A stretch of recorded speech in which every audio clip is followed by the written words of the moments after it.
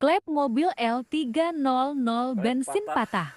membentur piston.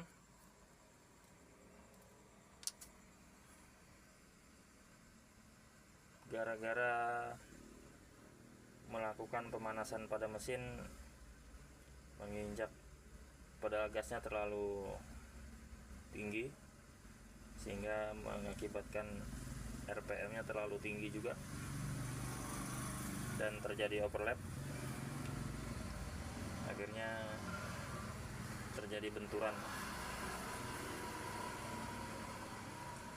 antara piston dan klep ya.